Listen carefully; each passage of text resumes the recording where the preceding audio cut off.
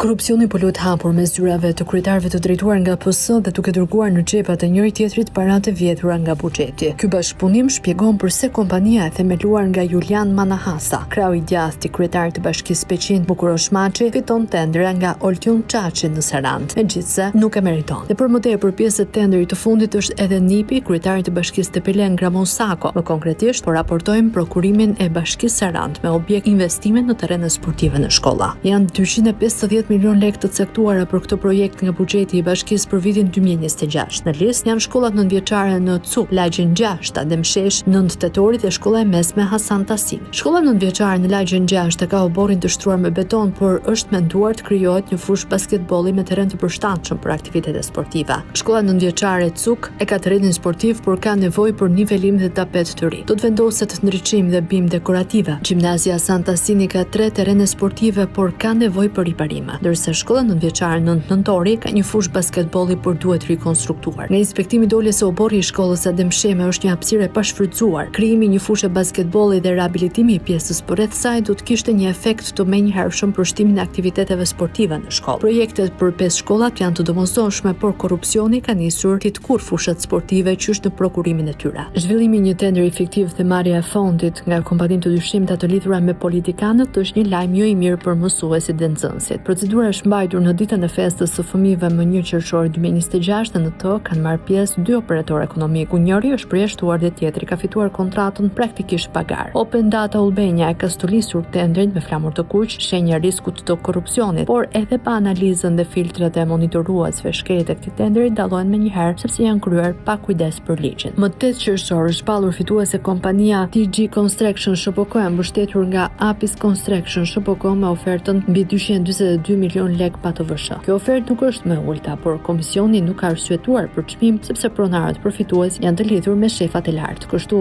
oferta e kompanisë Sark është më e ulët, por nuk është marrë në konsiderat. Kompania TG Construction SHPK është krijuar nga Julian Manahasa, 44 vjeç, i cili shfaqet herë si nënkryetar, herë si sekretar i përgjithshëm i Bashkisë Peqin. Më herët Manahasa ka punuar në sektorin e tatimeve. Në vitin 2022 Manahasa ka themeluar kompaninë e ndërtimit TG Construction SHPK, duke qenë edhe në funksion të larta drejtuese në Bashkinë e Peqinit. 2 vjet më pas, Manahasa i ka shitur 50% e aksioneve shtetasit Emilian Luca. Fillimisht Manahasa kalonte në llogaritë e kompanisë së tij një pjesë të parave publike të Bashkisë Peqin. Më pas, u hodh në tenderat e bashkive të tjera. Kompania TG Construction ka marrë rreth 70.000 euro kryesisht nga Bashkia e Peqin. Në bashkëpunim ka marrë rreth 4 milion euro tendera publike. Kjo lojë me paratë publike bëhet me miratimin e kryetarit të Bashkisë Peqin Bukurosh Maçi. Nga ana tjetër, kompania nuk garanton cilësinë e punimeve dhe nuk do të ishte surprizë që në vend të terreneve sportive të bëjë vetëm disa vija mbi beton në ndërtimin e koshave të basketbollit. Këto e treguan punimet për rikonstruksionin e shkollës së mesme Hasan Prishtina në Krume, me vlerë 94.5 milion lekë të reja pa të vëshë. Tender që u fitua nga bashkimi TG Construction dhe Viante Construction. Sipas dokumenteve, çatia duhej zëvendësuar tërësisht. Në realitet, ishin hequr vetëm ristelat e vjetra dhe ishin vendosur tjegulla. Një pjesë janë të vjetra, thjesht të lara dhe të lyera, dhe vetëm pak të reja. Parashikohej prishje dhe suvatimi i ri. Në fakt, suvatimi i vjetër nuk është prishur dhe nuk është aplikuar shtresere. Preventivi kërkonte nivelim me lustër çimento, punimi nuk është realizuar sipas planit dhe dyshemeja veti e paniveluar. Po kështu, materiali instaluar është poliester i bardhë, jo sipas specifikimeve teknike të tenderit. Kompania tjetër, Apis Construction, është regjistruar në vitin 2014, fillimisht me emrin Global Service Consulting, nga një shtetas i quajtur Besnik Binjakaj, por menjëherë sapo u themelua, kompania e pezulloi aktivitetin dhe kaloi në statusin pasiv. Global Service Consulting qëndroi e pezulluar deri në vitin 2022 dhe menjëherë Binjakaj vendosi që të adhurojë aksionet e tij Ervin Tartarajt, por Tartaraj është një emigrant që jeton në Itali, ndërsa pronarët e vërtet janë të tjerë. Dhe kjo do të konfirmohej vetëm pak muaj më vonë, kur fillimisht administratora e kompanisë u caktua Gloria Taçe. Më vonë, Taçe u bë aksionere me 50% dhe pak më vonë i shiti sërish aksionet tek Tartarët. Të gjitha kalimet e aksioneve janë bërë me durime, duke mos paguar asnjëherë taks. Pronari i vërtet i Apis është Sipion Çobaj. Gloria Taçe, e cila figuron si administratore e kompanisë, është bashkëshortja e tij. Çobaj është nipi i Gramon Sakos, kryebashkiaku të Tepelenës dhe Artan Sakos, pronar të kompanisë 2 të SHPK. Ai zotëroi një rrjet kompanish. Njëra prej tyre është Sire Alp, e cila bën projekte të punëve publike që më pas përfundojnë tek Apis Construction dhe 2T. Pra, e njëjta dorë bën projekte dhe fiton tenderat. Kjo skemë është zbatuar me një sër tenderash publik, veçanërisht në Bashkitë e Jugut. Kështu, tre kryetar bashkie,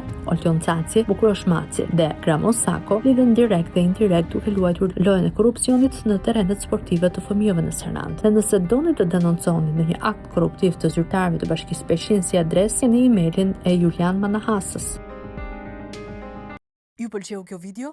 Atëherë bashkohuni me ne. Na ndiqni në Instagram, Facebook dhe TikTok dhe bëni subscribe në YouTube. Klikoni like dhe share dhe aktivizoni njoftimet për të mos humbur asnjë video të re. Faleminderit për mbështetjen.